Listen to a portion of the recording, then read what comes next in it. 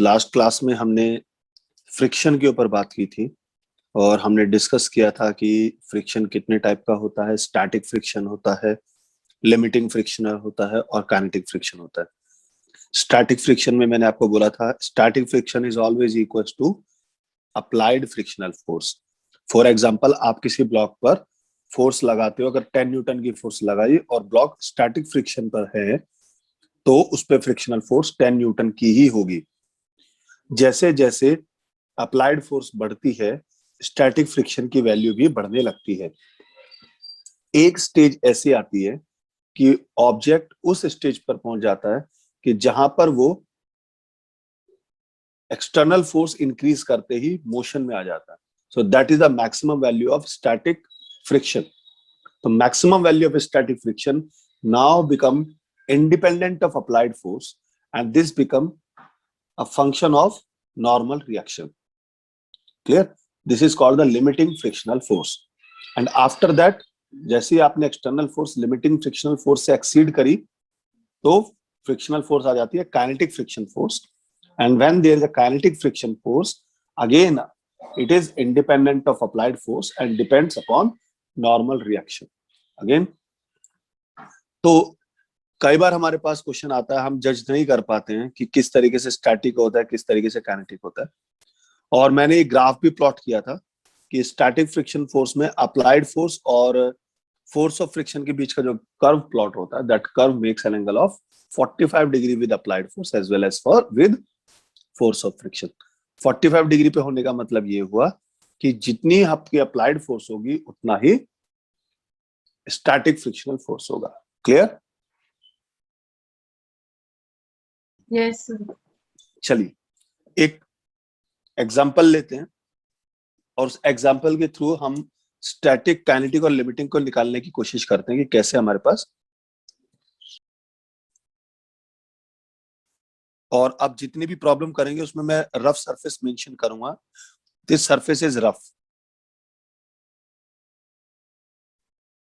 इस ब्लॉक का जो मास है दैट इज 1 kg। क्लियर? और यहां पर जो स्टैटिक फ्रिक्शन की वैल्यू है दैट इज 0.2 और जो काइनेटिक फ्रिक्शन की वैल्यू है दैट इज 0.15। क्लियर?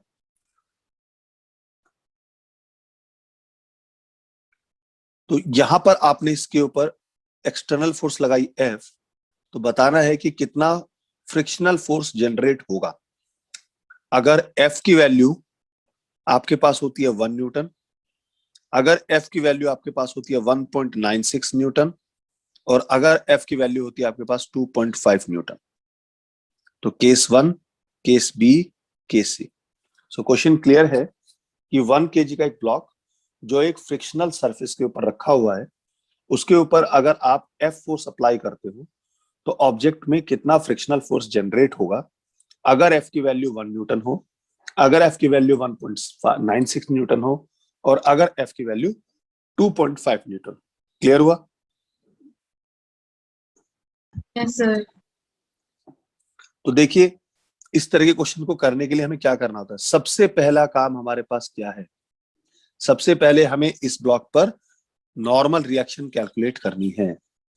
तो इसका वेट mg डाउनवर्ड काम करेगा। mg की वैल्यू हो जाएगी हमारे पास 1 इंटू जी। जी की वैल्यू 9.8 ले लीजिए, तो दिस इज 9.8 न्यूटन। तो जिसकी वजह से यहाँ पे नॉर्मल रिएक्शन इसको अपर डायरेक्शन में मिलेगा। आपका सेकंड वर्क क्या होगा, आपको लिमिटिंग फ्रिक्शनल फोर्स कैलकुलेट करनी है। लिमिटिंग फ्रिक्शनल फोर्स, और लिमिटिंग फ्रिक्शनल फोर्स को एफ से रिप्रेजेंट करते हैं, that is mu S times of normal reaction. And mu S is 0.2 और नॉर्मल रिएक्शन आपके पास आ गया 9.8। 9.8 को 0.2 से मल्टीप्लाई करेंगे, this comes to be 1.96 newton. F is equals to 1 Newton. FL is greater than F. So it means body is at rest under static friction.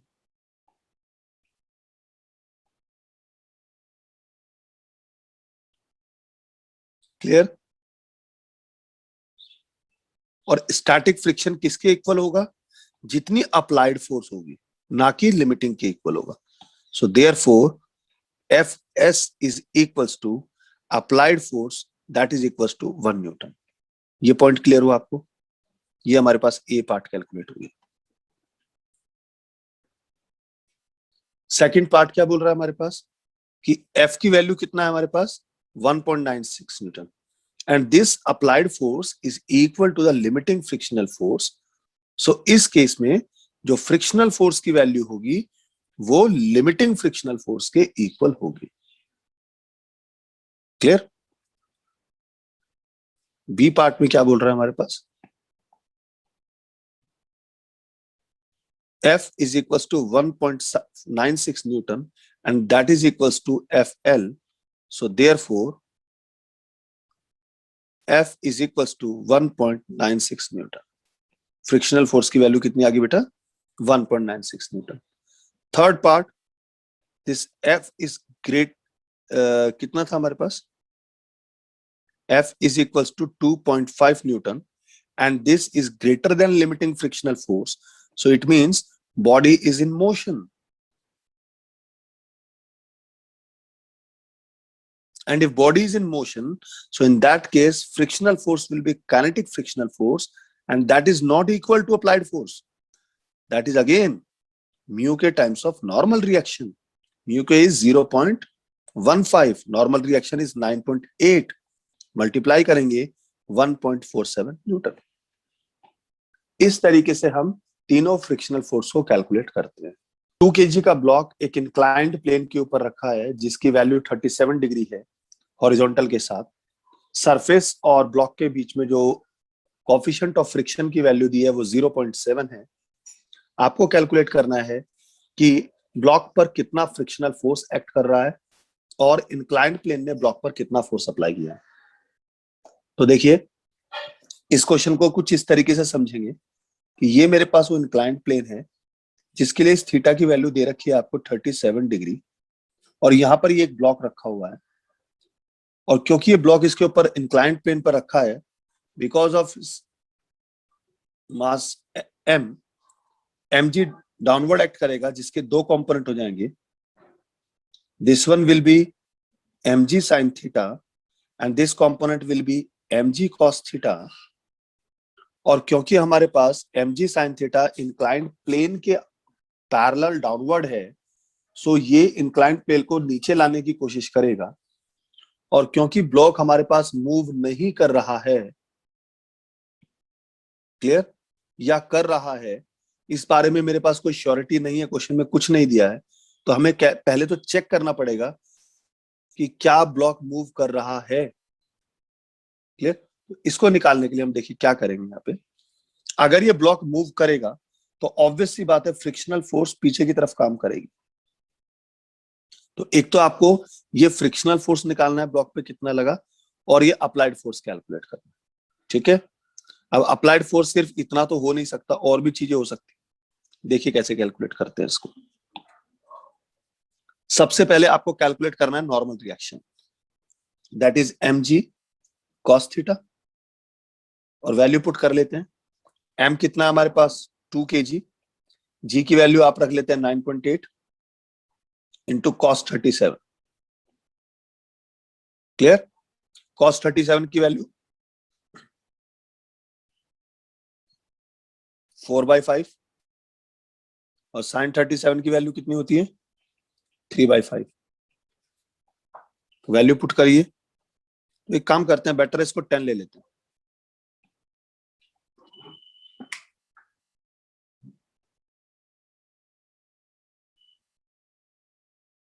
तो 20 into 4/5 that is 16 newton. This is the normal reaction. तो अगर normal reaction calculate कर ली, you can calculate limiting frictional force, that is μs times of normal reaction. Suppose μs is 0.7, normal reaction is 16, that is 11.2 Newton. Second part है आपका calculate करना mg sin theta. mg sin theta is how much?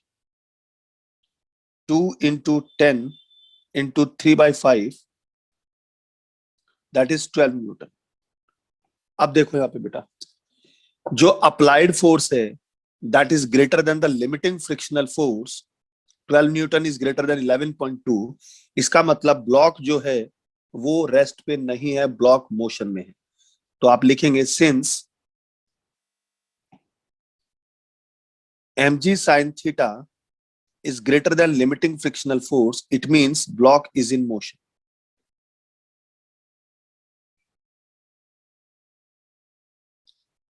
सो अगर block हमारे पास motion में है तो उस case में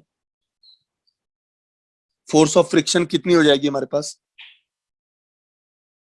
उस केस में फोर्स ऑफ फ्रिक्शन 11.2 न्यूटन ही रहेगी। तो देयरफॉर फोर्स, क्योंकि उसने मेंशन नहीं किया कि म्यू एस और म्यू के क्या है, और मैंने आपको बोला था म्यू के is slightly less than mu S, तो क्योंकि मेंशन नहीं किया कि mu K times of N करेंगे तो इसको भी वही वैल्यू रखेंगे 0.7 into 16, तो ये भी 11.2 न्यूटन ही आएगी।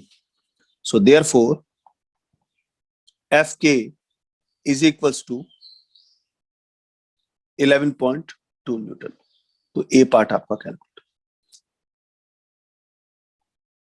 Angle of friction,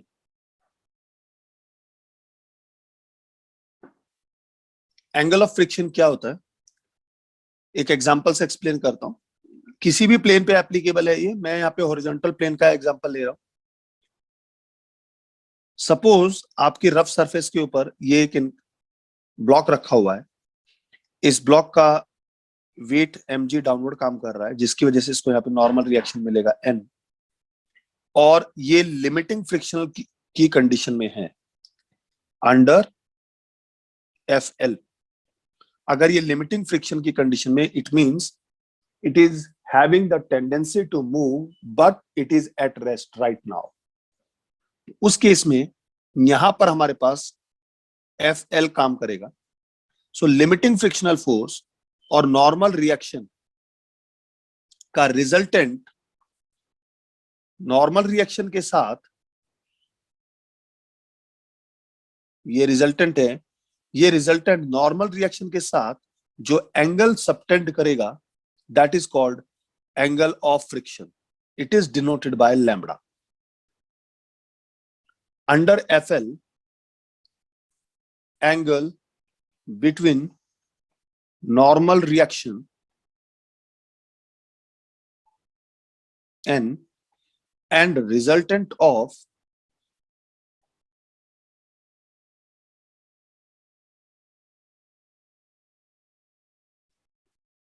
Fl and n is called lambda। Clear? तो अगर मैं इस ट्रायंगल की बात करता हूं, इसको मैं A, इस पॉइंट को B, इस पॉइंट को C कॉल करता हूं। So here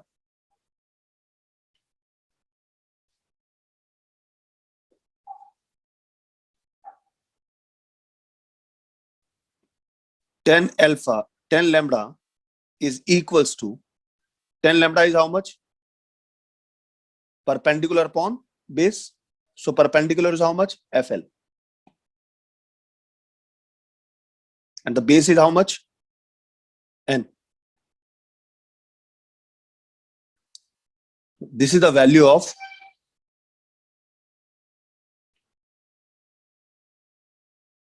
angle of friction. And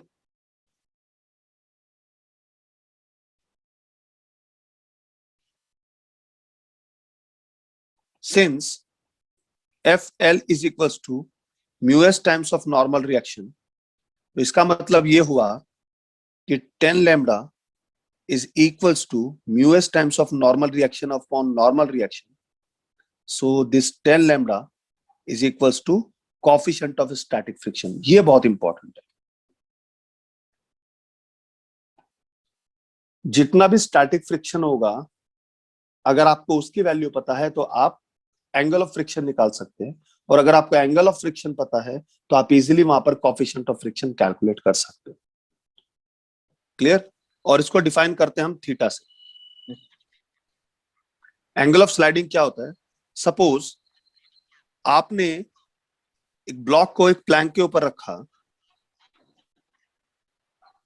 और जैसे जैसे एंगल इंक्रीज करते हैं प्लैंक का हॉरिजॉन्टल के साथ, सो वो एंगल जिस पर प्लैंक ब्लॉक जो है वो लिमिटिंग फ्रिक्शनल की कंडीशन में आ जाए, उस एंगल को हम क्या कॉल करेंगे? Angle of repose. क्लियर? तो I can say the maximum angle of inclination of this plane with the horizontal at which the body placed on the plank is under limiting frictional force. मैं लिख सकता हूं maximum angle of inclination of plane with horizontal at which block is under limiting frictional force is called theta, angle of repose. So अगर ये limiting frictional force की condition में होगा बेटा, तो mg डाउनवर्ड एक्ट करेगा, this will be mg sin theta, और यहां पर नॉर्मल रिएक्शन काम करेगा, और ये नॉर्मल रिएक्शन बनेगा mg cos थीटा के इक्वल, और लिमिटिंग फ्रिक्शनल फोर्स ऐसे काम करेगी। सो मैं लिख सकता हूं कि FL become equals to mg sin theta, body rest पे है, and n is equals to mg cos theta. लेकिन हमें एक चीज क्लियर है, since FL is equals to mu s times of normal reaction, so put the value of mg sin theta is equals to mu s times of mg cos theta, mg to mg cancel, so mu s is equals to tan theta. So angle of repose is equals to tan inverse coefficient of static friction. और अभी हम पीछे भी कर चुके, since mu s is also equals to tan of lambda, where lambda is angle of friction, तो इन दोनों को अगर मैं यूज करता हूं तो मेरे से एक चीज क्लियर हो गया, theta is equals to lambda. Angle of friction is always equals to angle of repose. Clear? कि pulling is always easier than push. कल किया था मैंने एग्जांपल, और मैंने उसमें आपको कंडीशन भी बताई थी कि पुलिंग जो होती है वो इजी क्यों होती है, क्योंकि काइनेटिक जो फ्रिक्शनल फोर्स लगती है वो पुश के केस में ज्यादा होती है और पुल के केस में कम होती है, इसलिए किसी बॉडी को पुल करना ज्यादा इजी होता है एज कंपेयर टू पुश। किसी इंक्लाइंड प्लेन की प्रॉब्लम को कैसे सॉल्व करेंगे, मैं आपको ये एक्सप्लेन कर देता हूं।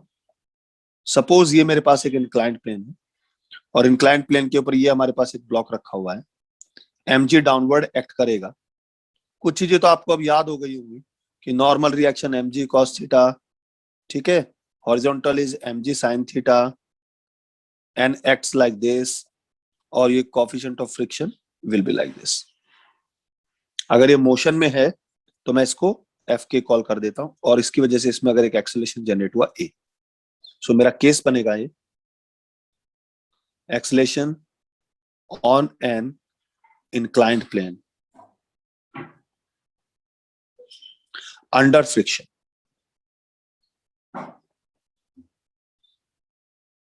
अभी तक तो विदाउट फ्रिक्शन हमने कैलकुलेट किया। देखो करना कुछ नहीं है, अब हमारे पास, मैंने कल जब न्यूटन लॉ डिस्कस कर रहे थे वहां पे आपको एक्सप्लेन किया था कि एक एडिशनल फोर्स आ जाएगी, बस आपको उसके अकॉर्डिंग अप्लाई करना है। So net force is acting downward, so mg minus F K is equal to mass into acceleration. So एक इक्वेशन बनेगी हमारे पास mg sin थीटा minus F K, that is equal to m times of a, और F K that is equal to mu K times of normal reaction, और normal reaction की value आपको पता है mg cos थीटा होगी।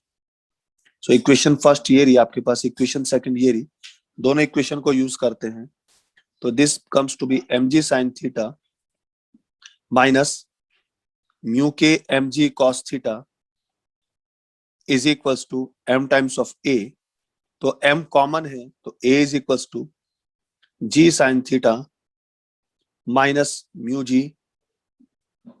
g भी common है हमारे पास, mu cos theta. This is the acceleration on an inclined plane. Clear? अब यहाँ पे एक चीज समझने वाली बात है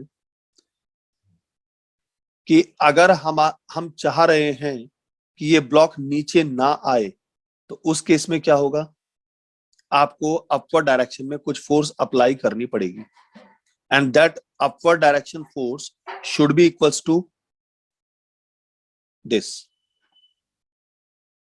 mg sin theta minus mu k mg cos theta. It means that force will be m times of a. ठीक है. दूसरा, अगर बॉडी को ऊपर की तरफ थ्रो किया गया है, ऊपर की तरफ अगर मैं इसको प्रोजेक्ट करता हूं, तो उस केस में क्या होगा, बॉडी में रिटार्डेशन आएगा, क्योंकि mg sin थीटा तो नीचे की तरफ ही काम करेगा. अब जो फ्रिक्शनल फोर्स है वो भी नीचे की तरफ काम करेगी, because it is always opposite to motion.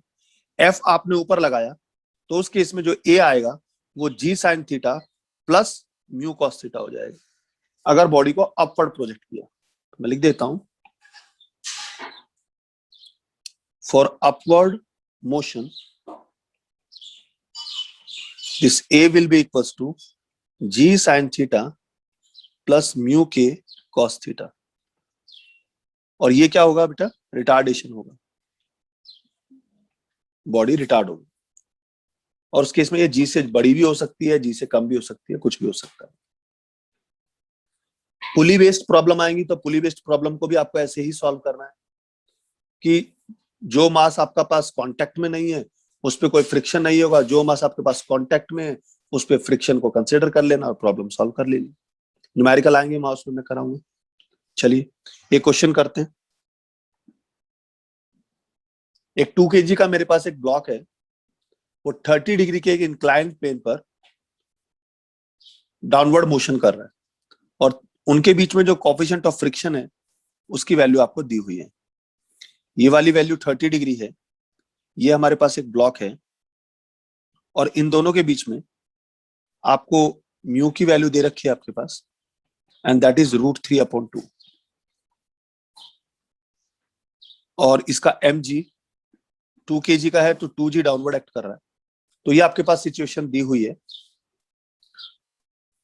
बोल रहा है वो कि what force must be applied to the block so that it moves down plane without acceleration. कि इस ब्लॉक पर कितना फोर्स अप्लाई करूं कि ये नीचे की तरफ मूव करे without acceleration. Without acceleration means a 0 होना चाहिए. तो सबसे पहले इसका फ्री बॉडी डायग्राम बनाते हैं. ये हो जाएगा हमारे पास mg sin 30, ये हो जाएगा mg cos 30, ये हो जाएगी नॉर्मल रिएक्शन. सपोज मैंने एक फोर्स लगाई F डाउनवर्ड डायरेक्शन में, तो अगर F फोर्स डाउनवर्ड डायरेक्शन में लगाई तो ऑब्जेक्ट का मोशन डाउनवर्ड है, तो इस पे फ्रिक्शनल फोर्स अपवर्ड होगा. क्लियर?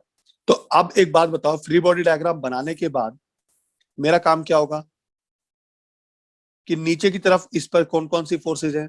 जो नीचे की तरफ हो जाएगी mg sin थीटा, और इसके साथ एक फोर्स और हो जाएगी F, और वो होगी net upward force, that is small f,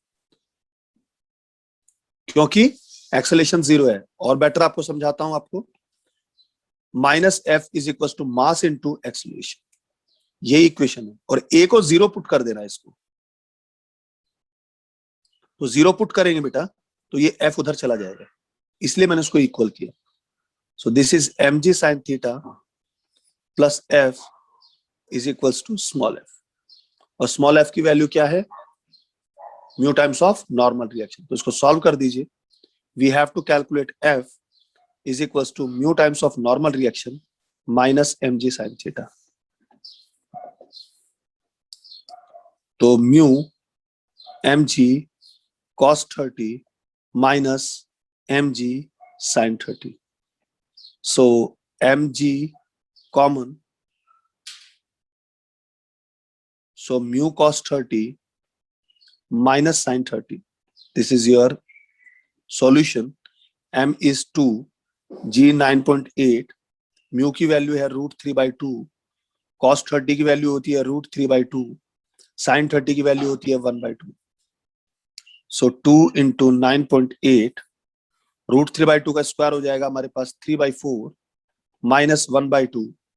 If you solve it, 2 into 9.8 into कितना आएगा? 1/4.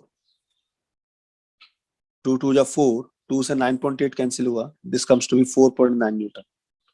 This is the net downward force that has to be applied on the block so that this block comes down without acceleration. This is the method how we solve these problems. Suppose अगर वो ये बोले कि मुझे इस block पर कितनी force लगाएं कि ये ब्लॉक ऊपर की तरफ विदाउट एक्सेलरेशन जाए. अगर ऊपर की तरफ विदाउट एक्सेलरेशन जाना है तो फोर्स ऊपर की तरफ लगेगी. तो जब फोर्स ऊपर की तरफ लगेगी तो इसमें प्रॉब्लम कुछ नहीं है, सिर्फ फ्रिक्शनल फोर्स की डायरेक्शन चेंज हो जाएगी, क्योंकि now the motion is in upward direction, so this F should be in downward direction. तो फ्री बॉडी डायग्राम क्या बनेगा इसका कि अगर हमारे पास ये ए 0 ऊपर की तरफ है और ये mg इस तरीके से है, तो mg sin थीटा तो डाउनवर्ड ही रहना है. इसका ऊपर की तरफ मैं फोर्स अप्लाई करूंगा, फ्रिक्शनल फोर्स नीचे की तरफ आ जाएगी बस. सो इस केस में F is equals to mg sin theta plus F हो जाएगा. तो यानी अंडरस्टूड है को this comes to be mu cos theta plus sin theta into mg. तो 2 into 9.8, so this is √3/2 into √3/2 plus sin 30 is 1/2. So इसको solve करेंगे. 2 into 9.8 into 3/4 plus 1/2, that is 5/4. That is 2 2 जा 4. This is 4.9. 4.9 into 5, that is 24.5 Newton. This is your answer. इस तरीके से इन problem को solve करेंगे. एक ब्लॉक है हमारे पास 1 kg का, वो एक इंक्लाइंड प्लेन के ऊपर रखा हुआ है. इसकी वैल्यू है 1 kg. इसको आपने इंक्लाइंड प्लेन पर रखा हुआ है, तो आपको कैलकुलेट करना है हमारे पास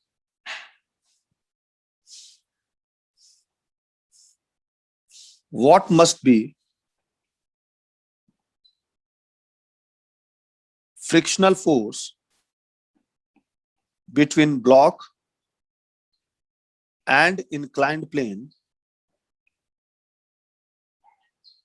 if block is not sliding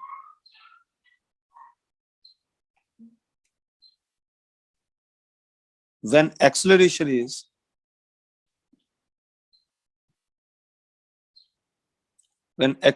of incline is 3 metre पर सेकंड स्क्वायर. यानी ये इस तरीके से ए एक्सेलरेशन से अगर मूव कर रहा है 3 मीटर पर सेकंड स्क्वायर से, और ब्लॉक हमारे पास स्लाइड नहीं कर रहा है, तो उस केस में ब्लॉक और इंक्लाइंड प्लेन के बीच में फ्रिक्शन कितना होगा. देखिए ये सीधा सीधा हमारे पास शूडो फोर्स का एक केस हो गया, क्योंकि जो हमारे पास इंक्लाइंड है that is moving with acceleration A. तो ऑब्वियस सी बात है, एक नॉन इनर्शियल फ्रेम के अंदर अगर कोई ऑब्जेक्ट होगा तो उस पे एक हमारे पास शूडो फोर्स एक्ट करेगी, always opposite to the motion, इस तरीके से ma. और इसका mg तो डाउनवर्ड काम कर रहा है बेटा, mg डाउनवर्ड काम कर रहा है, तो ये वाला कंपोनेंट हो जाएगा mg sin 37. इसको mg sin थीटा लिख देते हैं. ये हो जाएगा mg cos थीटा, और ma के भी दो कंपोनेंट हो जाएंगे. एक कंपोनेंट ये हो जाएगा ma का, और एक कंपोनेंट ये हो जाएगा, ये वाला हो जाएगा ma sin थीटा, और ये हो जाएगा ma cos थीटा. क्लियर. और ये बनेगी हमारे पास नॉर्मल रिएक्शन. तो मैंने फ्री बॉडी डायग्राम बना दिया. तो इस केस में नॉर्मल रिएक्शन टोटल कितना हुआ हमारे पास? This is mg cos theta plus ma sin थीटा. Because of this acceleration of inclined plane, ma sin theta is introduced in the normal reaction. Clear? तो यहां से आप इसको कैलकुलेट करके इसकी वैल्यू निकाल सकते हो. दूसरा हमारे पास कंडीशन क्या है कि ब्लॉक स्लाइड नहीं हो रहा है. अगर ब्लॉक स्लाइड नहीं हो रहा है, इसका मतलब net downward force is equal to net upward force. तो ब्लॉक स्लाइड किस तरफ होगा? नीचे की तरफ होगा. तो नीचे की तरफ होगा तो फ्रिक्शन फोर्स कहां लगनी चाहिए? इधर लगनी चाहिए. So for no slide, this ma cos theta plus f should be equals to mg sin theta. तो एक इक्वेशन ये बनी, एक इक्वेशन ये बनी, और यहां से f की वैल्यू अगर आप पुट कर दोगे तो ये हो जाएगा ma cos theta. आपको f ही कैलकुलेट करना है, what must be the frictional force. ज्यादा करने की जरूरत नहीं है. तो यहां से आपके पास f आ गया, this is mg sin theta minus ma cos theta. आप सॉल्व कीजिए, इसका आंसर आ जाएगा आपके पास. अगर वो इस क्वेश्चन में आपसे पूछे कि what is the least value of coefficient of friction जो इस कंडीशन में एप्लीकेबल है, तो अगर आपको इस कंडीशन में आपको एफ कोएफिशिएंट ऑफ फ्रिक्शन निकालना है तो F is equal to mu S times of normal reaction. तो म्यू एस आ जाएगा एफ अपॉन एन. तो एफ आपने देखिए यहां से निकाल लिया, नॉर्मल रिएक्शन आपके पास ये रहा, तो यहाँ पे पुट करेंगे आपको म्यू एस की वैल्यू भी मिल जाएगी. Into 3/5 minus 3 into 4/5 that is equals to 3.6 Newton.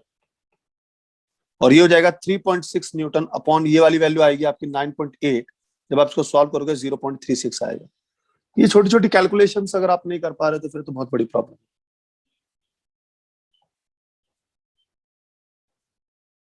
एक लास्ट क्वेश्चन दे रहा हूं, उसके बाद आपका एक नया टॉपिक डिस्कस करेंगे.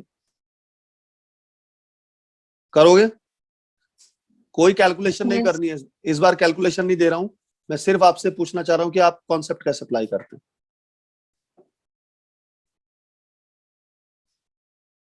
एक ब्लॉक है हमारे पास, रफ इंक्लाइंड प्लेन के ऊपर रखा हुआ है इस तरीके से.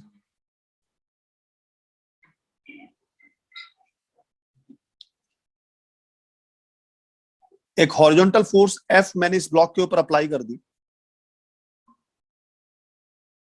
तो हमें कैलकुलेट करना है कि नॉर्मल रिएक्शन कैलकुलेट करो, फाइंड नॉर्मल रिएक्शन. ठीक है. सेकंड पार्ट ये पूछ रहा है कि क्या फोर्स ऑफ फ्रिक्शन जीरो हो सकती है? Can F be zero? अगर नहीं हो सकती तो वहीं रुक जाना है, और अगर हो सकती है कि अगर F जीरो नहीं है तो उस केस में इस F का मैग्नीट्यूड और इसकी डायरेक्शन निकालनी है. जो ब्लॉक है हमारे पास, mg डाउनवर्ड काम करेगा, ये फोर्स हमारे पास ऐसे काम कर रही है, और नॉर्मल रिएक्शन हमारे पास यहां पर ऐसे होगा, इंक्लाइन सरफेस के परपेंडिकुलर. तो अब मुझे एक बात बताओ बेटा, if this angle is theta, ये एंगल भी थीटा होगा और ये एंगल भी थीटा होगा. इस F के दो कंपोनेंट हो जाएंगे, एक कंपोनेंट ये हो जाएगा और एक कंपोनेंट ये हो जाएगा. This will B F sin theta and this is F cos theta. mg का भी हमारे पास दो कंपोनेंट हो जाएंगे, एक कंपोनेंट ये हो जाएगा और एक कंपोनेंट ये हो जाएगा. mg sin theta and this will be equals to mg cos theta. तो अगर आपको नॉर्मल रिएक्शन निकालना है तो नॉर्मल रिएक्शन क्या होगी हमारे पास? n is equals to mg cos theta plus F sin theta. हो तो गया. तो n is equals to how much? mg cos theta plus F sin theta. Done. Second part उसने पूछा कैन F बी जीरो? तो ये zero होगा या नहीं होगा, तो हमें क्या कैलकुलेट करना पड़ेगा? लिमिटिंग फ्रिक्शनल कैलकुलेट करना पड़ेगा. ठीक है. तो अच्छा, अगर ब्लॉक हमारे पास मूव ना करे तो उस केस में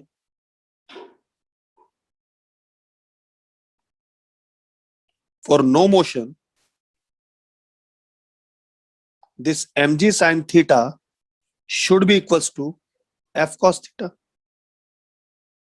So यहां से आप f कैलकुलेट कर सकते हो, mg sin upon cos tan theta.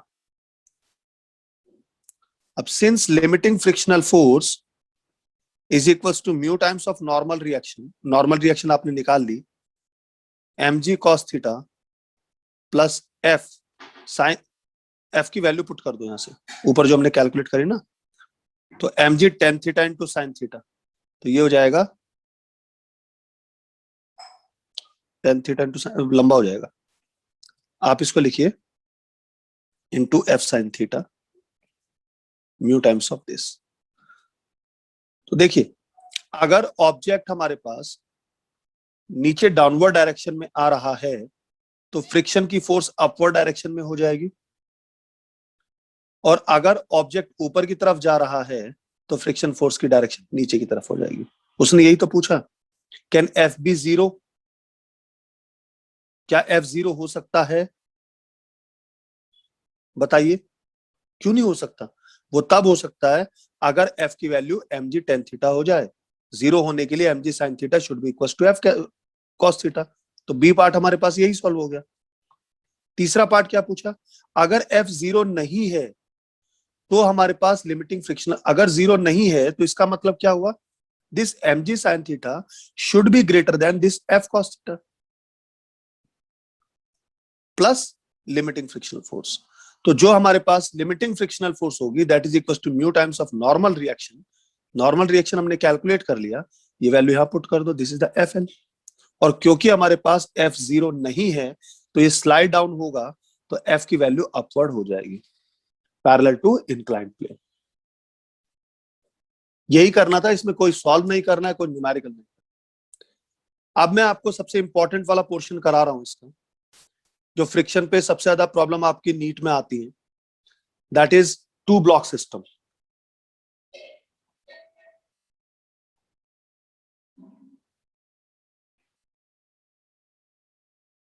बहुत इंपॉर्टेंट है ये सेक्शन. टू ब्लॉक सिस्टम मतलब कुछ इस तरीके की प्रॉब्लम्स आपको एग्जाम में मिलती है कि ये हमारे पास सरफेस है, यहाँ पर एक ब्लॉक ये रखा है, इसके ऊपर दूसरा ब्लॉक ये रखा है, और एक ब्लॉक के ऊपर फोर्स लगाई, तो बताओ कि दोनों ब्लॉक के बीच में फ्रिक्शन कितनी है. अभी इस सरफेस को आप वो बोल सकता है रफ है, या किसी प्रॉब्लम में ये हमारे पास स्मूथ हो जाती है, किसी प्रॉब्लम के अंदर ये हमारे पास स्मूथ हो जाती है, और किसी किसी प्रॉब्लम में ये रफ हो जाती है. तो कई सिचुएशन बनती है कि अगर ये स्मूथ है, ये रफ है, ये रफ है, ये स्मूथ है, दोनों रफ हैं, फोर्स नीचे लगी, फोर्स ऊपर लगी, फोर्स ऊपर और नीचे दोनों तरफ अपोजिट डायरेक्शन लगी. So there are so many cases. Clear? तो इस तरह की प्रॉब्लम्स को कैसे सॉल्व करना है, तो उसका मैं दो तरीके हैं, या तो मैं आपको इसको बताऊं कि कैसे सॉल्व करते हैं, सीधा न्यूमेरिकल करें, वहां से सारे केस आपको समझाऊं और वहां से आपके सामने क्लियर हो जाए. तो आपको बेसिकली करना क्या होता है बेटा, अगर आपके पास ये दो ब्लॉक हैं एक दूसरे के ऊपर रखे हुए, सपोज मैं इनको नेम दे देता हूं, let I call this block B, I call this block A. ठीक है, ध्यान से समझिए. तो ये ब्लॉक ए जो है वो ब्लॉक बी के ऊपर रखा हुआ है, और एक हॉरिजॉन्टल फोर्स एफ किसी भी एक ब्लॉक के ऊपर अप्लाई कर दी, तो ऑब्वियस सी बात है कि इनमें से क्या पॉसिबिलिटीज है कि ये दोनों ब्लॉक भी एक साथ मूव कर सकते हैं, और ये भी हो सकता है कि ये ब्लॉक आगे की तरफ मूव करे और ये भी ब्लॉक आगे की तरफ मूव करे लेकिन थोड़ा लेट, या ये ब्लॉक मूव ना करे, सिर्फ ये ब्लॉक आगे की तरफ मूव कर जाए. So there are many situations. तो वो ये पूछता है कि क्या होगा मोशन. आपको करना क्या है, सबसे पहले आप इस पूरे कंबाइंड सिस्टम का फ्री बॉडी डायग्राम बनाइए. ठीक है, अगर हमारे पास यहाँ पे कोई फ्रिक्शन नहीं है तो इसको स्मूथ सरफेस ट्रीट करके, जो हमने अभी न्यूटन लॉ में प्रॉब्लम सॉल्व करी, इस पूरे को ए प्लस बी ब्लॉक मान लीजिए और इसका कंबाइंड फ्री बॉडी डायग्राम बना दीजिए. अगर अप्लाइड फ्रिक्शनल फोर्स आपकी लिमिटिंग फ्रिक्शन फोर्स से ज्यादा है तो मोशन होगा, और अगर नहीं है तो मोशन नहीं होगा, तो दोनों ब्लॉक रेस्ट पे रहेंगे. इन केस अगर मोशन हो गया तो तब हमारे पास सिचुएशन क्या बनेगी कि या तो हमारे पास कोई एक मूव ब्लॉक करे, या हो सकता है कि दोनों ब्लॉक भी मूव कर सकते हैं। उस सिचुएशन को कैलकुलेट करने के लिए हमें इन दोनों ब्लॉक के बीच में फ्रिक्शन को स्टडी करना पड़ेगा। तो आपको अगला स्टेप क्या करना है, कॉमन एक्सेलरेशन कैलकुलेट करना है, सिस्टम का कॉमन एक्सेलरेशन कैलकुलेट करना में कोई प्रॉब्लम नहीं है। तो आपको क्या करना है, उस बॉडी का फ्री बॉडी, उस ऑब्जेक्ट का फ्री बॉडी डायग्राम बनाओ जिस पर फोर्स नहीं लगी। इस सिचुएशन में बी पर फोर्स लगा रहे हैं तो ए का फ्री बॉडी डायग्राम हमारे पास काम आएगा। अगर ए पर फोर्स लग रही होती तो हमारे पास बी का फ्री बॉडी डायग्राम काम आएगा। तो आपने ए का फ्री बॉडी डायग्राम बनाया और इसमें कैलकुलेट किया कि जो फ्रिक्शनल फोर्स है वो कितनी होगी इस ब्लॉक को मूव कराने के लिए, और उसको आप कैलकुलेट करने के बाद F is equal to M A रखो तो आपके पास एक्सेलरेशन आ जाएगा। मैं आपको एक एग्जांपल से इस प्रॉब्लम को सॉल्व करता हूं। सपोज आपके पास ये एक सिचुएशन दे दी, इसी को देख लेते हैं हम, इसी प्रॉब्लम को देख लेते हैं। इसी में मान के चलते हैं कि ये आपने F की वैल्यू जो है 90 न्यूटन, क्लियर। और ये वाली जो सरफेस है नीचे वाली ये है स्मूथ, और ये वाली जो सरफेस है ये है रफ। तो अगर रफ है सो आपको म्यू दे रखा है हमारे पास 0.4, और जो बी का जो मास है वो आपको दिया है 20 kg, और ए का जो मास है वो आपको दिया है 10 kg। अब आपको इस प्रॉब्लम को सॉल्व करना है कि आपको इस सिस्टम का एक्सीलरेशन निकालना है और इन दोनों के बीच में फोर्स कैलकुलेट करना है। देखो लॉजिक क्या है कि ये सरफेस स्मूथ है तो यहां पर किसी भी तरह की ऑपोजिंग फोर्स नहीं मिलेगी। तो इसका मतलब ये हुआ कि हम एज्यूम करके चलेंगे कि दोनों ब्लॉक एक साथ मूव कर रहे हैं। अगर दोनों ब्लॉक एक साथ मूव कर रहे हैं तो कॉमन एक्सेलरेशन निकालना बहुत इजी है। F is equal to M into A. M कितना हो जाएगा, mass of A plus mass of B, क्योंकि मैंने फर्स्ट स्टेप में क्या बोला, कंप्लीट को सिस्टम एज्यूम कीजिए। तो सबसे पहला स्टेप क्या हो जाएगा, स्टेप 1 आपको दोनों ब्लॉक्स का फ्री बॉडी डायग्राम बनाना है, कंबाइंड फ्री बॉडी डायग्राम, ठीक है। तो कंबाइंड फ्री बॉडी डायग्राम बनेगा, step 1 is make combined free body diagram. तो देखो ये जो हमारे पास मास हो जाएगा ये हो जाएगा M A plus M B, और ये हमारे पास M A plus M B into G, ये डाउनवर्ड काम कर रहा है, और इस कंबाइंड पे फोर्स लग गया F इस तरफ। अपोजिट डायरेक्शन में कोई भी फोर्स नहीं है, सिर्फ यहां पर इसको नॉर्मल रिएक्शन मिल जाएगा। अब मान लीजिए ये पूरा का पूरा सिस्टम ए एक्सेलरेशन से ट्रेवल कर रहा है, कंबाइंड सिस्टम का एक्सेलरेशन निकाल लेते हैं। So AC is equals to net force upon net mass. F is equals to ma होता है ना, तो बड़ा इजीली निकल गया हमारे पास। 90 upon 20 plus 10 that is equals to 30, that is 3 metre पर सेकेंड स्क्वायर। तो आपके पास A निकल के आ गया कि ये जो हमारे पास सिस्टम है ये 3 मीटर पर सेकेंड स्क्वायर से चलना चाहिए। अब मुझे एक बात बताइए, सेकंड स्टेप में क्या करना है हमारे पास, उस ऑब्जेक्ट का फ्री बॉडी डायग्राम बनाना है जिसके ऊपर फोर्स अप्लाइड नहीं हुई ए पर। तो एक बात बताओ बेटा मुझे, सपोज अगर हमारे पास रिलेटिव मोशन है, ठीक है, तो इस पे फ्रिक्शनल फोर्स लगी, तो मान लीजिए हमारे पास कॉमन एक्सेलरेशन हमने कैलकुलेट कर लिया, तो इस पे फ्रिक्शनल फोर्स लगेगी पीछे की तरफ, इस पे फ्रिक्शनल फोर्स लगेगी आगे की तरफ। क्लियर हुआ, क्योंकि हम ये मान के चल रहे हैं रेस्ट पे है, तो अगर ये रेस्ट पे और अगर ये मूव करेगा तो इस पे फ्रिक्शन फोर्स पीछे की तरफ और इस पे फ्रिक्शनल फोर्स आगे की तरफ, ठीक है। ये आगे जाएगा, जिस पे फोर्स लगी वो आगे जाएगा बेटा, और ये पीछे की तरफ जाएगा। तो जिस तरफ मोशन होगा इस ब्लॉक का उसके अपोजिट फ्रिक्शन काम करता है। अंडरस्टूड। तो अब अगला काम क्या है कि F ऑन A कितना हो जाएगा, MA into FA। Force is equal to mass into acceleration. Acceleration किसका, इस सिस्टम का। ये किस एक्सेलरेशन से ट्रेवल करेगा, इससे ट्रेवल करेगा। तो कितना हो जाएगा हमारे पास, 10 इंटू 3 दैट इज 30 न्यूटन। इतना फ्रिक्शनल फोर्स रिक्वायर्ड है इस ब्लॉक के लिए। लेकिन उससे पहले आपको क्या कैलकुलेट करना है, लिमिटिंग फ्रिक्शनल फोर्स कितनी हो जाएगी, mu times of normal reaction. Normal reaction किसकी लेंगे, इस ब्लॉक ए की ही तो लेनी है बस, हमें ए और बी कंबाइंड की नहीं लेनी, ये एन नहीं लेना। आप ए का फ्री बॉडी डायग्राम बनाओ, M A into G downward, N A upward, ये एफ इस तरीके से काम करेगा।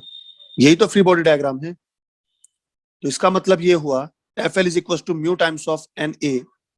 म्यू की वैल्यू दी है 0.4, एन ए हो जाएगा M A into G 0.4, M A is how much 10, G की वैल्यू है 9.8। तो इसको सॉल्व करेंगे 10 या 10 ले लेते हैं इसको, इजीली फटाफट सॉल्व हो जाएगा। तो ये हो जाएगा 40 न्यूटन। तो अब मुझे बताइए limiting frictional force applied force से ज्यादा है या नहीं है। Yes sir. तो since limiting frictional force is greater than F A, इसका मतलब ए इज एट रेस्ट। और अगर ए रेस्ट पे है तो अंडरस्टूड है कि जब हम नीचे वाले ब्लॉक पे फोर्स लगाएंगे तो पूरा का पूरा सिस्टम सेम एक्सेलरेशन से ट्रेवल करने वाला है। अगर ये कम होता तो उस केस में हमारे पास सिचुएशन अलग अलग होती। बात समझ में आया। तो पहला केस मैंने इस तरीके से समझा दिया जिसमें दोनों ब्लॉक के बीच में हमारे पास फ्रिक्शन है और लोअर ब्लॉक पे आपने फोर्स लगाई। अब मैं एक केस कराता हूं जिसमें दोनों ब्लॉक के बीच में फ्रिक्शन है और ऊपर वाले पे फोर्स लगाता हूं। ठीक है, इसी को अगर मैं ऊपर वाले पे फोर्स लगाऊं तो क्या होगा।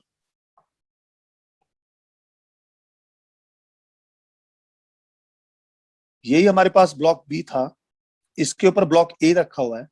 अब हमने इस पे फोर्स लगा दी, ठीक है, और इनके बीच में जो फ्रिक्शन है वो अभी भी हमारे पास कितना लिया था हमने, 0.4 लिया था, 0.4।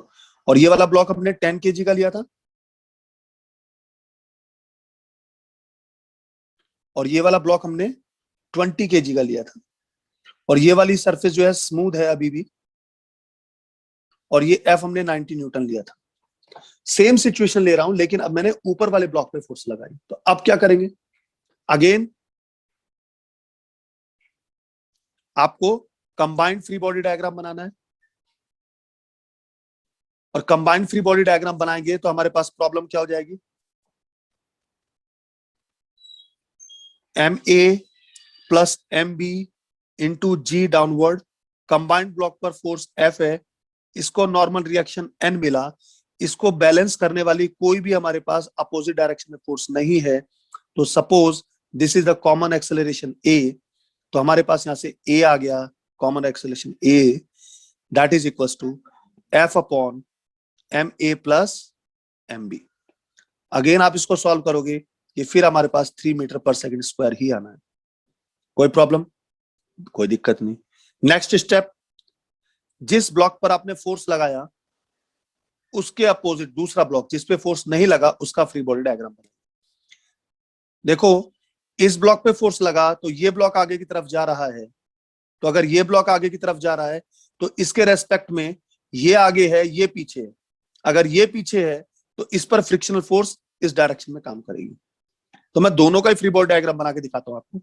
सपोज इस ए का जो फ्री बॉडी डायग्राम बनेगा, देखो एम ए जी डाउनवर्ड काम कर रहा है, इस पे फोर्स ऑफ फ्रिक्शन ऐसे काम करेगी तो हमारे पास फ्रिक्शन पीछे हो जाएगा और ये एन ए हो जाएगा।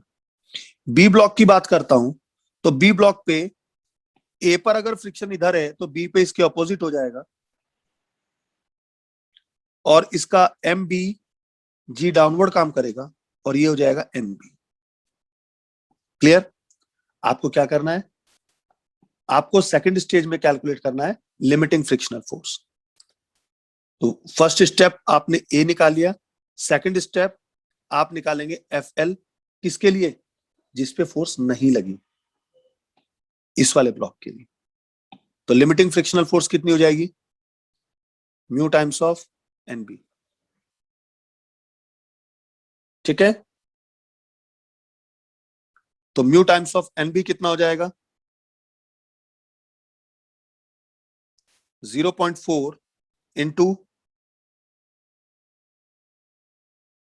M B into G, 0.4 into 20 into G की वैल्यू 10 ले लेते हैं, तो ये हो जाएगा 80 न्यूटन।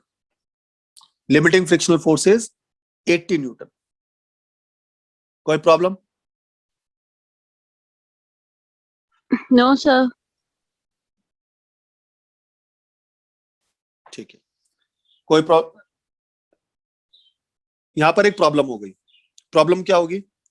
ये वाली सरफेस स्मूथ है बेटे, तो यहां पर लिमिटिंग फ्रिक्शनल फोर्स कैसे निकालोगे?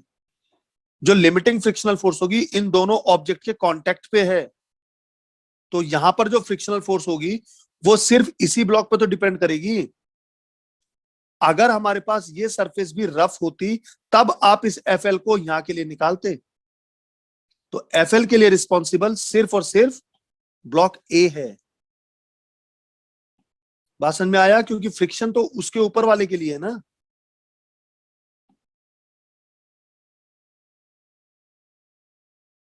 सो हमारा काम क्या होगा? Limiting frictional force mu times of N A, that is M A into G, 0.4 that is 10 into 10 that is 40 newton. This is the limiting frictional force. और रिक्वायर्ड फोर्स कितनी होगी? Required frictional force किस चीज के लिए? Motion के लिए। Force into mass into acceleration जो हमने निकाला है।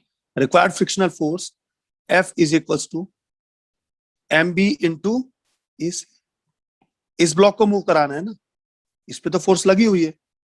तो required frictional force this F is equals to M B into A C, that is equals to 20 into 3 that is 60 newton. अब रिक्वायर्ड फ्रिक्शनल फोर्स ज्यादा है और लिमिटिंग फ्रिक्शनल फोर्स कम है, तो इसका मतलब बॉडी मूव करेगी, यानी ये वाला ब्लॉक मूव करेगा। दोनों ब्लॉक सेपरेट सेपरेट मूव करेंगे। तो since F is greater than limiting frictional force, so A and B will move separately. जब आपने नीचे वाले ब्लॉक पे फोर्स लगाई तो दोनों ब्लॉक एक साथ मूव कर रहे हैं, यानी ये वाला ब्लॉक मूव नहीं कर रहा था। जब आपने ऊपर वाले पे फोर्स लगाई तो दोनों ब्लॉक मूव कर रहे हैं लेकिन सेपरेटली मूव कर रहे हैं। तो फ्रिक्शन के केस में ये इंपॉर्टेंट हो जाता है कि आप किस ब्लॉक पर फोर्स लगा रहे हैं। तो अगर सेपरेट मूव करेंगे तो अब आपको कैलकुलेट करना है कि कितना एक्सेलरेशन होगा। तो ठीक है, अगर सेपरेट मूव करेंगे तो ऑब्वियस सी बात है, मान लीजिए इसका एक्सेलरेशन बनता है ए और इसका एक्सेलरेशन बनता है ए बी। सेपरेट मूव कर रहे। अच्छा, इस वाले ब्लॉक पर जो हमारे पास ब्लॉक ए ऊपर रखा हुआ है, इसमें देखो बेटा, यहां पर इसकी नॉर्मल रिएक्शन नीचे, तो इससे इसको नॉर्मल रिएक्शन ऊपर मिलेगी, और बी का हमारे पास नॉर्मल रिएक्शन नीचे, तो इसको नीचे से ऊपर की तरफ भी मिलेगी। तो अगर मैं यहां पे एक बात बोलूं कि इस ब्लॉक बी पर हमारे पास जो एन बी ऊपर की तरफ मिला, तो क्या इसको यहां पे नीचे की तरफ एन ए भी तो मिला होगा? ये वाला ब्लॉक बी पर तो एन बी और एन ए दोनों काम कर रहे हैं। तो इसके फ्री बॉडी डायग्राम से जब हम इसको सॉल्व करेंगे तो हमें निकालना है क्या, इसका एक्सेलरेशन कितना होगा ए। तो न्यूटन सेकंड लॉ अप्लाई कर दो। लिमिटिंग फ्रिक्शनल फोर्स आपने निकाल ली 40 न्यूटन, तो अगर ये 40 न्यूटन है और ये अप्लाइड फोर्स 90 न्यूटन है और ये इस एक्सेलरेशन से चल रहा है, तो आप अप्लाई कर दीजिए, applying Newton second law for block A. तो F minus F L that is equals to M A into A, क्योंकि सेपरेटली मूव कर रहे हैं तो ऑब्वियस सी बात है दोनों का एक्सेलरेशन अलग अलग होगा। तो F कितना था हमारे पास, 90 न्यूटन था। FL लिमिटिंग फ्रिक्शनल फोर्स आपने कैलकुलेट करी 40 न्यूटन आई है हमारे पास। 90 माइनस 40, ए का एक्सेलरेशन मास ma था, AA निकालना है आपको। तो this AA is equals to 50/10 that is 5 metre पर सेकंड स्क्वायर। तो जो ऊपर वाला ब्लॉक होगा वो 5 मीटर पर सेकंड स्क्वायर से चलेगा। इसी तरीके से नीचे वाला ब्लॉक भी आप अप्लाई कर सकते हो।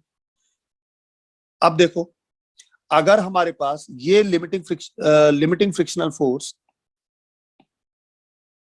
40 न्यूटन की इसके लिए बैकवर्ड लगी, तो 40 न्यूटन की इसके लिए फॉरवर्ड लगी, and this 40 Newton is responsible for the motion. इसको कोई अपोजिंग फोर्स तो मिली नहीं। तो ब्लॉक बी के लिए अगर मैं निकालूंगा, for B this FL should be equals to MB into AB. So acceleration of B is equals to FL upon MB. FL is how much? 40. MB is 20. So that is 2 meter per second square. दोनों blocks का acceleration आपके पास आ गया। कोई problem? अपर block की problem को इस तरीके से सॉल्व करेंगे। क्लियर? एक प्रॉब्लम जो अब मेरे पास बची है वो ये कि अगर दोनों सरफेसेस पर फ्रिक्शन है तब क्या करें। क्वेश्चन कर लेते हैं। क्वेश्चन हमारे पास है कि सपोज सेम केस है, ये रहा ब्लॉक मेरे पास बी, ये रखा इसके ऊपर ब्लॉक ए, नीचे वाले पे फोर्स लगा दी 90 न्यूटन की, ये अभी भी 10 kg है, ये अभी भी हमारे पास 20 kg है, और यहाँ पे जो फ्रिक्शन था मैं अब इसको μ1 कॉल कर देता हूँ 0.4, और यहाँ पे जो फ्रिक्शन था मैं इसको μ2 कॉल कर देता हूँ 0.2। तो अब आपको कैलकुलेट करना है कि दोनों ब्लॉक्स का एक्सेलरेशन और कितना कितना फ्रिक्शनल फोर्स काम कर रही है। अब इस प्रॉब्लम को कैसे सॉल्व करोगे बेटा? 3 केसेस बनते थे, मैंने तीनों करा रहा हूं आपको। अपर ब्लॉक का करा दिया, लोअर ब्लॉक का करा दिया। अब हमारे पास है दोनों पर फ्रिक्शन होगा, तो कैसे करना बताइए।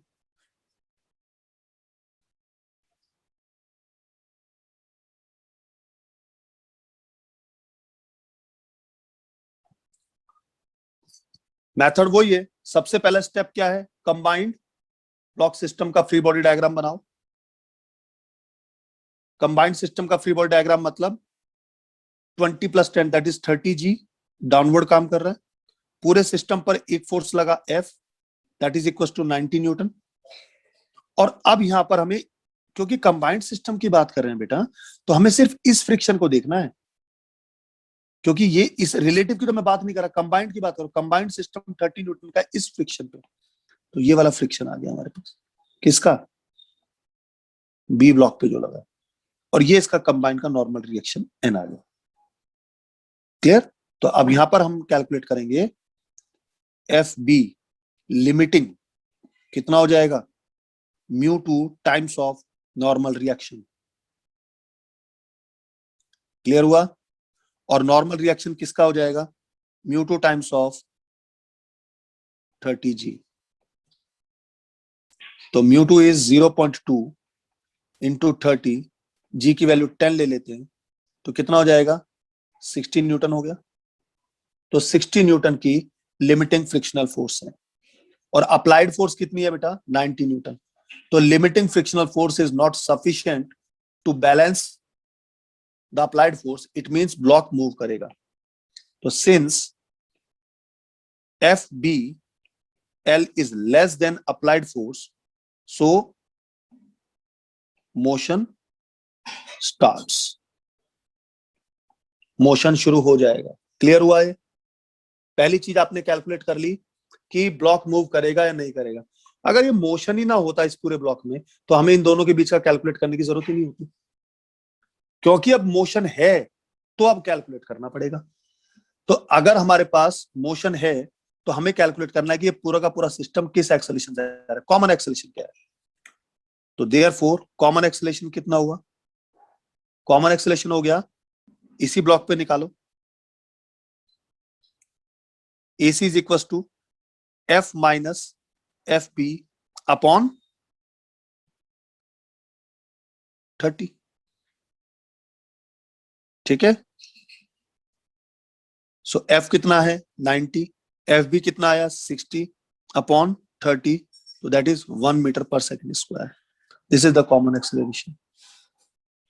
कॉमन एक्सेलरेशन निकलने के बाद अब आप एक काम कीजिए, जिस ब्लॉक पर फोर्स नहीं लगाया उस ब्लॉक का फ्री बॉडी डायग्राम बनाइए। MAG downward, NA normal reaction upward, नीचे वाला ब्लॉक आगे की तरफ जाएगा तो रिलेटिवली ये वाला ब्लॉक पीछे जाना चाहिए, फ्रिक्शन फोर्स आगे जाएगी।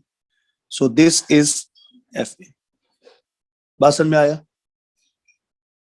और अगर ये आगे की तरफ बेटा जाएगा तो हमारे पास कैलकुलेट कर लेते हैं, इस पे नॉर्मल रिएक्शन लिमिटिंग फ्रिक्शनल कितनी बनेगी for block A, FA limiting that is mu1 into NA. mu1 is 0.4, normal reaction is MA, that is 10 into G is 10, that is 40 Newton. दूसरा फोर्स रिक्वायर्ड निकालेंगे, required force for A वो कितना हो जाएगा, mass of A into common acceleration, that is 10 into AC is 1, that is 10 Newton. अब required force is less as the limiting frictional force is higher. बात समझ में आया? इसका मतलब क्या हुआ कि फ्रिक्शनल फोर्स इतनी ज्यादा है कि अप्लाइड फोर्स से अगर 10 भी होगी तो वो उसको मूव होने नहीं देगी। इसका मतलब ये हुआ कि जो ऊपर वाला ब्लॉक है वो सेपरेटली मूव नहीं करेगा। तो आप लिख सकते हैं कि सिंस फ्रिक्शन, सीधा लिखो, since FL for A, FAL is higher than FA, so it means system moves in combination. और सिस्टम अगर कॉम्बिनेशन में मूव करेगा तो दोनों का एक्सेलरेशन सेम होगा। So therefore acceleration of block A is equal to acceleration of block B, और वो वही होगा हमारे पास जो हमने कैलकुलेट किया, 1 मीटर पर सेकंड स्क्वायर। कोई प्रॉब्लम नहीं। और अगर ये है तो फिर आप यहाँ पे कैलकुलेट कर सकते हो दोनों के ऊपर फ्रिक्शनल फोर्स कितनी हो जाएगी। FB और FA दोनों निकाल लिया आपने लिमिटिंग फ्रिक्शनल फोर्स। तो एक की हमारे पास कितनी आई थी, हमारे पास 16 न्यूटन आ गई, दूसरे की हमारे पास 40 न्यूटन आ गई, तो प्रॉब्लम सॉल्व हो गई। इस तरीके से इन प्रॉब्लम्स को सॉल्व करते हैं। क्लियर हुआ बेटा? Yes sir. तो ये 3 तरह की प्रॉब्लम हमारे पास एग्जाम में आती है। एक मैं आपको प्रॉब्लम ट्राई करने के लिए दे रहा हूं कि आपको ये एक सिस्टम दिया हुआ है कि ये एक ब्लॉक रखा हुआ है B, इसके ऊपर एक ब्लॉक रखा है हमारे पास A, ब्लॉक B पे फोर्स लगाइए F, लेकिन अब कंडीशन क्या देगी कि आपने इसको इससे कनेक्ट किया हुआ। मास ऑफ A आपको दिया है 100 kg, मास ऑफ B आपको दिया है 200 kg। ठीक है, A और B के बीच में जो कोफिशिएंट ऑफ फ्रिक्शन दिया है वो दिया है 0.2, और B और फ्लोर के बीच में जो कोफिशिएंट ऑफ फ्रिक्शन दिया है दैट इज 0.3। तो आपको कैलकुलेट करना है minimum force required to move the block B। So find F minimum for B to move। G की वैल्यू आप 10 मीटर पर सेकंड स्क्वायर ही लेंगे। क्वेश्चन क्लियर हुआ आपको ये? और ये अंडरस्टूड है बेटा, जब आप इस बी पे फोर्स लगाओगे तो क्योंकि ए तो इस स्ट्रिंग के थ्रू बंधा हुआ है तो ये तो मूव नहीं करेगा, लेकिन सिर्फ बी मूव करेगा। तो बोल रहा है कि कितना मिनिमम फोर्स अप्लाई करूं एफ कि ये बी मूव कर जाए। इसके नीचे भी फोर्स है, ऊपर भी फोर्स है। तो बहुत अच्छा क्वेश्चन है, आप ट्राई करना, ट्राई करने के बाद मुझे इसका आंसर भेजना।